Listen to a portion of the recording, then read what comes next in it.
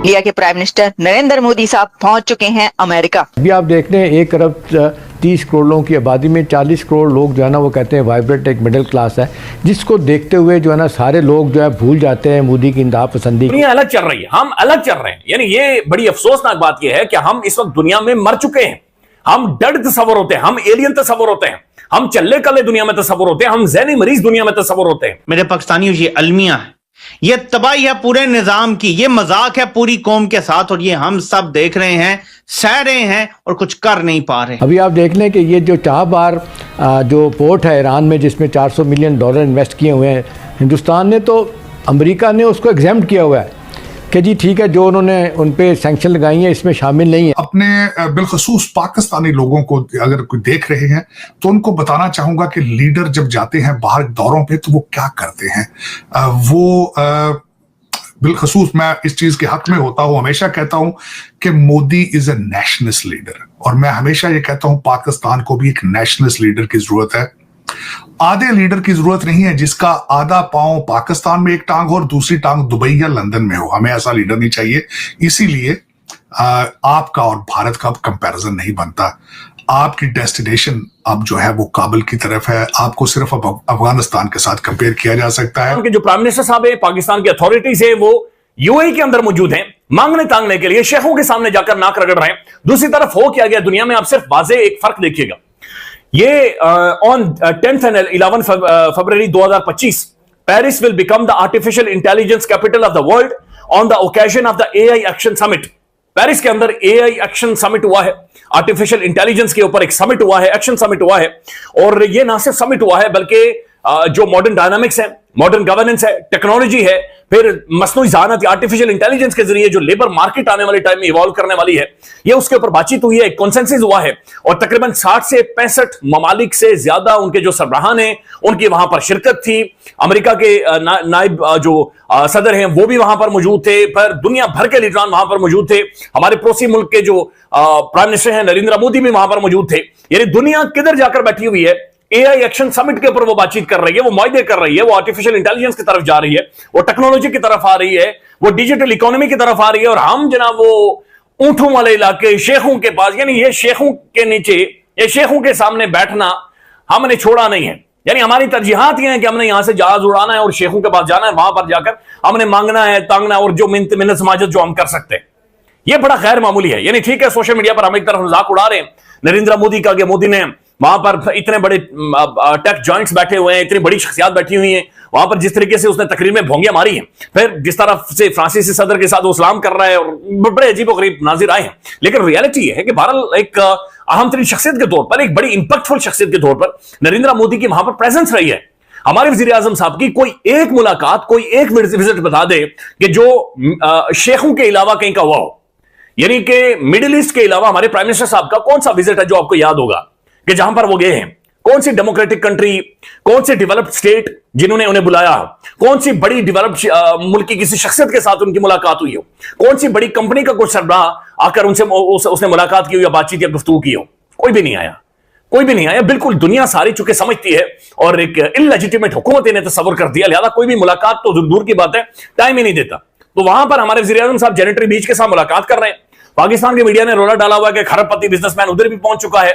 इधर पाकिस्तान के अंदर और हालात है, और दुनिया जाकर जनाब पेरिस के अंदर बैठी हुई है और वहां पर वो एआई के ऊपर मुआहदे कर रही है, डील्स कर रही है, मामलात को आगे लेकर जा रही है, डिजिटल इकोनॉमी, डिजिटल करेंसी पर बातचीत करके दुनिया के अलग, यानी दुनिया अलग चल रही है, हम अलग चल रहे हैं। यानी ये बड़ी अफसोसनाक बात यह है कि हम इस वक्त दुनिया में मर चुके हैं।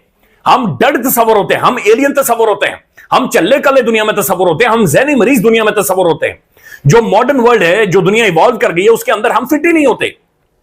हमारी तालीम, हमारी लेबर, हमारी सोच, हमारी फिक्र, हमारी शख्सियात, हमारा मेंटल टेम्परामेंट, हमारा एटीट्यूड, हमारा रवैया कुछ भी नहीं है। हम लिटरली यकीन माने चलने कले तस्वर होते हैं, सीधे फर्श पर गुजरते हुए हमें इंटरनेशनल रिलेशन की बात कीजिए, खासतौर पे यूएस के साथ रिलेशन की बात की जाए तो कुछ टाइम पहले यूएस की तरफ से स्टेटमेंट आई थी कि पाकिस्तान में जो न्यूक्लियर वेपन है वो सेफ नहीं है, आपको पता होगा। अभी रिसेंटली उनकी स्टेटमेंट आई है कि जो इंडिया है वो हमारा बेस्ट फ्रेंड है, मतलब जो प्राइम मिनिस्टर मोदी हैं इंडिया के प्राइम मिनिस्टर, वो हमारे बेस्ट फ्रेंड है।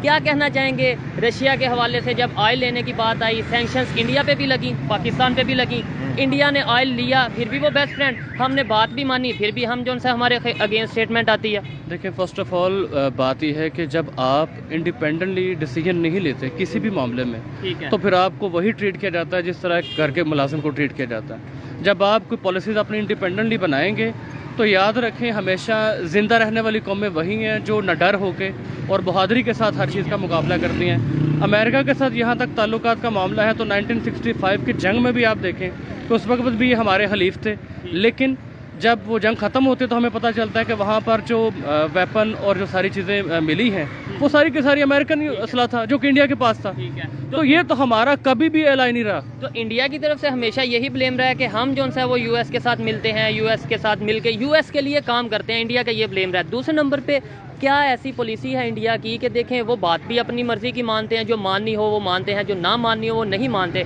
फिर भी हर कंट्री जो बड़े बड़े कंट्री हैं, रशिया की बात करें, यूएस की बात करें, वो उनके साथ फ्रेंडशिप करते हैं या उनके साथ ट्रेड करना उनकी मजबूरी है। हम जो उनसे बात भी मान लें फिर भी हमारी नहीं मानी जाती, वजह क्या? इंडिया की अगर बात करें, कौमें हमेशा वही जिंदा रहती हैं जो कि आज़ाद होती हैं। तो हम आज़ाद नहीं, हम आज़ाद नहीं है। 1951 से जब से हमने ये डिसीजन लिया था लियाकत अली खान के दौर में, रशिया का जो हमें इनविटेशन आया था उसको हमने ख़त्म करके जब इसको हमने अपनाया था यूएस का, उस दिन से आज तक हम इनके जब वो गुलाम बन के रह गए हैं। हमने कभी भी इनसे हट के कुछ डिसीजन लिया तो हमारे ऊपर जब वो मुख्तलिफ़ किस्म की पाबंदियाँ, जैसे मुआशी पाबंदियाँ, आपने ऑयल नहीं लेना, आपने उससे ऑयल नहीं लेना। अब इंडिया की आप बात करें तो इंडिया जब वो हमेशा से इस मामले में इंडिपेंडेंट रहा है, वो उनके एलाई भी हैं, लेकिन वो अब वो देखते हैं कि हमारे मुल्क को किससे फ़ायदा हो रहा है। अगर उनको ऑयल जब वो उसमें सस्ता मिल रहा है तो वो सस्ता लेंगे। रीज़न ये है कि वहाँ के हुक्मरान जो हैं वो अपनी आवाम का भी सोचते हैं। नमस्कार दोस्तों, स्वागत है आप लोग का हिंदुस्तानी स्पेशल के एक और नए वीडियो में। दोस्तों, नरेंद्र मोदी जो है वो अमेरिका के दौरे पे चले गए हैं।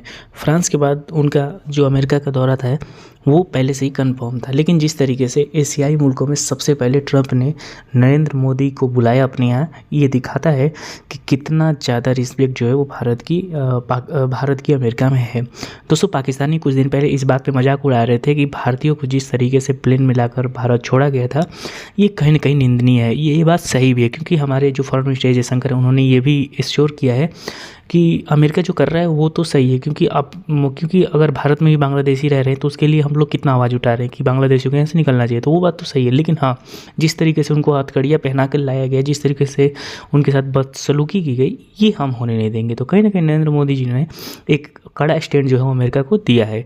तो दोस्तों, इससे भी भारतीय काफ़ी ज़्यादा खुश है, लेकिन पाकिस्तानी इस बात का मजाक कितना कुछ दिन पहले से उड़ा रहे थे। लेकिन अब खबर ये आ रही है कि नरेंद्र मोदी जो है जब वो ट्रंप से मिलेंगे तो कुछ ना कुछ इस इशू पे ऊपर भी बात होगी, और सबसे ज़्यादा बात जो है वो टैरिफ के ऊपर होगी, क्योंकि भारत का सबसे ज़्यादा फ़ायदा जो है वो अमेरिका से ही होता है, क्योंकि भारत सामान ज़्यादा भेजता है और वहाँ से सामान कम लाता है। और अगर हमारे सामानों पे ट्रैफिक जो है वो लगना स्टार्ट हो गया तो हमारी चीज़ें जो है वो अमेरिका महंगा बिकेगी, जिसकी वजह से, और जो वहाँ की ब्रांड है वो वहाँ पे सस्ता बेचेगी, जिसकी वजह से इंडियंस जो सामान है उन पे काफ़ी ज़्यादा नुकसान जो है जो कंपनी है उनको देखने को मिलेगा। और इस पर बात की जा रही है कि नरेंद्र मोदी और ट्रंप के बीच में भी टैरिफ के ऊपर काफ़ी ज़्यादा बातें होने वाली है। तो दोस्तों, ये कहीं ना कहीं एक बहुत बड़ी चीज़ जो इंडिया को हो सकती है अगर अमेरिका जो है वो टैरिफ जो है वो जो पहले था वही लगाने पे आता है तो।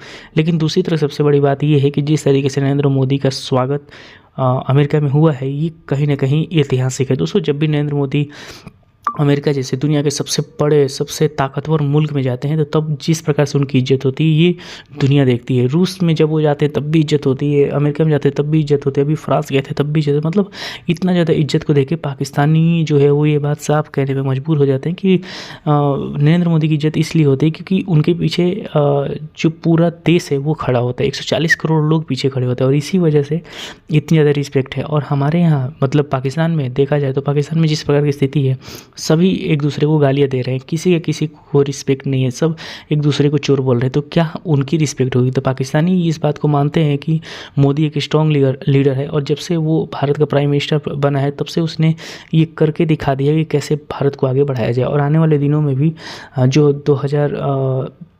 जो 2029 तक अभी ये प्राइम मिनिस्टर रहने वाले हैं, उसके बाद भी वो तो बनेंगे ही, लेकिन जिस तरीके से काम नरेंद्र मोदी जी ने किया है वो एक ऐतिहासिक है। और इसी को लेकर पाकिस्तानी के अंदर भी इस चीज़ का अहमियत है कि नरेंद्र मोदी अपने जो देश के लोग हैं उनके लिए काम करता है, और इसीलिए इसकी पूरी दुनिया में इज्जत है। तो दोस्तों बस आज के वीडियो में इतना ही। वीडियो को लाइक और चैनल हिंदुस्तानी स्पेशल को सब्सक्राइब कर लें, क्योंकि हम आपके लिए इंटरेस्टिंग वीडियो लाते रहते हैं। मिलेंगे इसी न्यू वीडियो से, तब तक हिंदुस्तानी स्पेशल।